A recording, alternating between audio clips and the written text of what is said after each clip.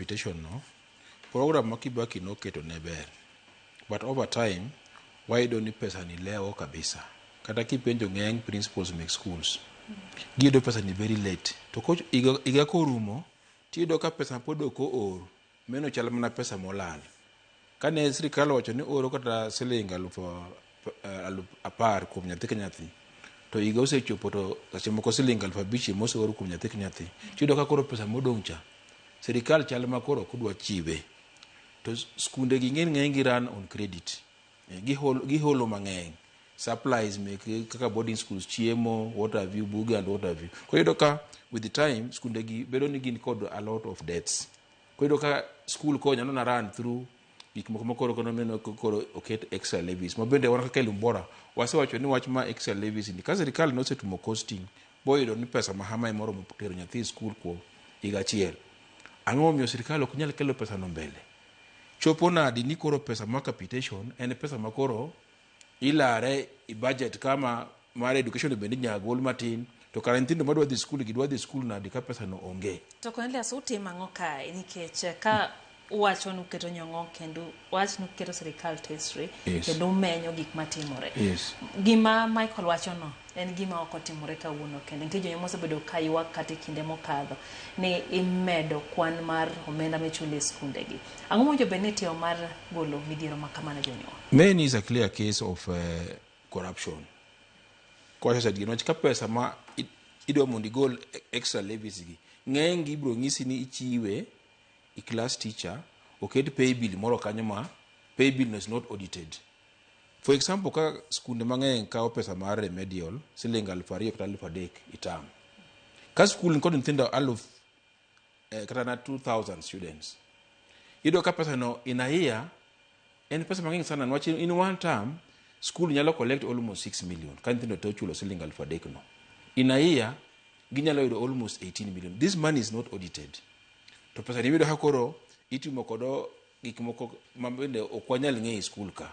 In the name nango me culture ma school nyaka mi jopuonj motivation, nyaka nyithindo opuonji seche moko ma gokinyi kata godhiambo, but in the long term ng'eny pesa ni bedo ga misused. Emo wan okwanyal yie hake Lumbora ni pesa moro nitie mimedo over and above pesa moseket ma school fees. Bende ng'eny ni waneno ka sirikal nyalo chiwo pesa ni in good time. Gimiwacho ni Kibaki ne kelo pesa in advance. Sani pesa could be in advance. Jopuonji yudo pesa almost a week to end of the term. Kagi bende gisa accumulate a lot of debts. Koro ng'eny ni do ka nyithindo mang'eny mondo money day schools ni gidaka ni gisiko gidhi omo school fees. Koro half of the period ma term ido ka nyithindo gikuni school. To mi nyo neno kata ka statistics nyoro tumu kata code citizen data point moncho tumu last week. Even only 14% ma nyithindo ma day school ema yudo ga C+ and above. 14%. Mangiso ni kitiro nyathini school my day school chances ni obro fail moko yudo C+ grade ma 6+ enangono 86%. To nyathi modhi national school chances mare ma yudo C+ and above en 85%. To konchiel bende kirango ng'e koro ng'eny ji dwaro mondo oter nyithindgi boarding school. Wachi day schools gi ng'eny gi koro yudo kangono gibedo mismanaged to mibadhi bende ng'eny saidi.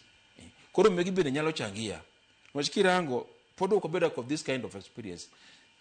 Chief osebedo ka wuotho to dwaro nyithindo to gitero yudo kata ka koro chopo kata 90% ma nyithindo mobedo mo transition. Sani koro wadhi mana week mar 2 to ng'eny nyithindo pod ok odhi school. Sirikal nyaka penjre something is not adding up. Ang'o motimo ben tiero kenge mosekao kaka Lumbora working group koso kuseneno tugolo mana data gi report. Tich mwatiyo maduong' en exposure. Nochingen ni wasechiwo alert ni system mancha sikalo kelo manyien mar online placement ni okono otime yo makare. No kata kidhi skunde go tibro nang'isi ni chiw nying nyathini gi skul minono luonge kod skul midwaro mondo odhiye. Koro isiko mana ni go sim kanyo ting'isi nang'o gino system pod ni down. Koro nyathindo mondo dhi skul tin pod ing'isi ni system ni down. Koro confusion bendo kelo lack of preparedness kum jonyuol. No chingen ko kiseng'e nyathi dwa dhi skul men. Ido ka koro ng'eny jonjo podo orito that outcome marang'o mar placement no.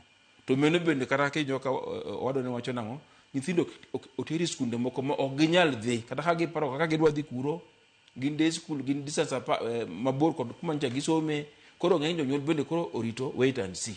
Koro sani bende koro josiasa bende koro obiro nang'o gidwa konyo. Gidi bende koro obiro seche moko nja pesa moko makonyo nyithindo kaka CDF basari gi. Bende nja pod ok oikore.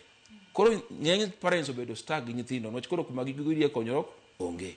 Sirikal to giso gi nyithindo school to gionge pesa.